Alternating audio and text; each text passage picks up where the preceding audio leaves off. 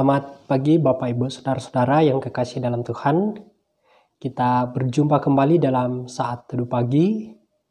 Hari ini kita bersama-sama dalam teduh pagi kita di edisi Selasa 14 September 2021. Sebelum kita melalui hari-hari kita pada saat ini, mari saudara-saudara kita bersama dalam saat teduh dan kita akan merenungkan ini hidupku. Dan bacaan kita dari Galatia pasal 2 ayatnya yang ke-20. Sebelum kita membaca, Bapak Ibu mari kita berdoa.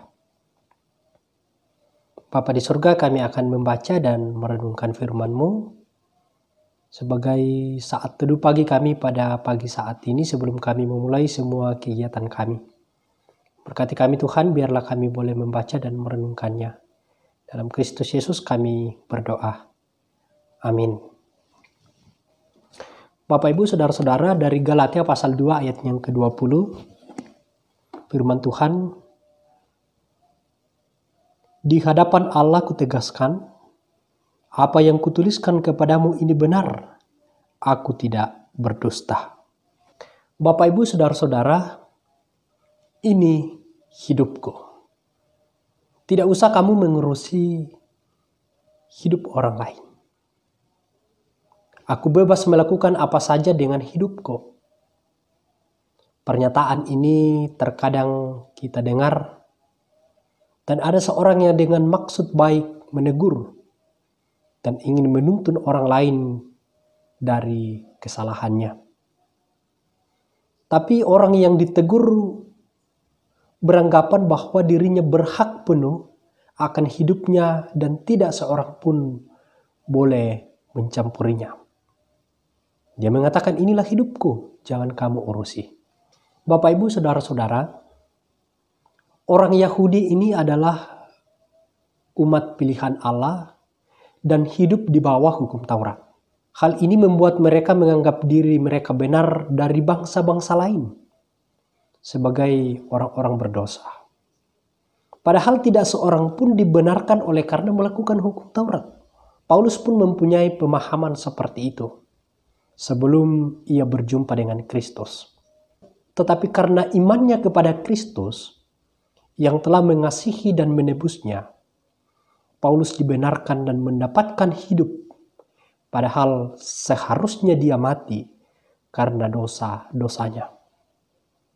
Namun anugerah Allah di dalam Kristus itulah yang membawa pemahaman bahwa hidupnya bukan miliknya lagi, tetapi hidupnya menjadi milik Kristus. Kristuslah pemimpin dalam hidupnya.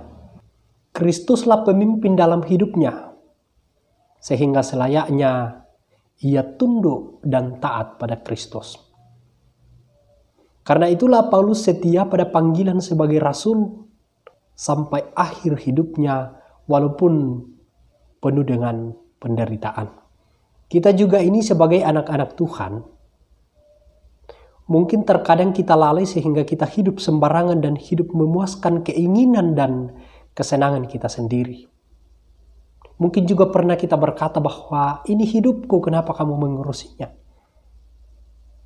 Tetapi firman Tuhan jelas mengatakan, sebab kamu telah dibeli dan harganya telah lunas dibayar.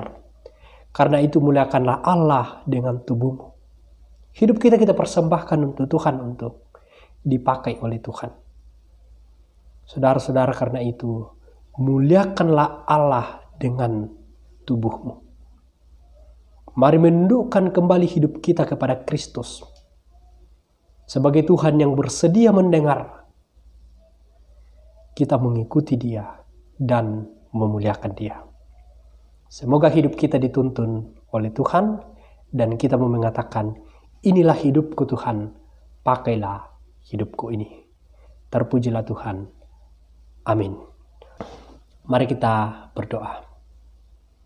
Puji syukur Tuhan untuk firman-Mu, kami boleh baca bersama-sama. Untuk kami mau menyerahkan hidup kami bahwa inilah hidup kami Tuhan. Inilah hidupku Tuhan.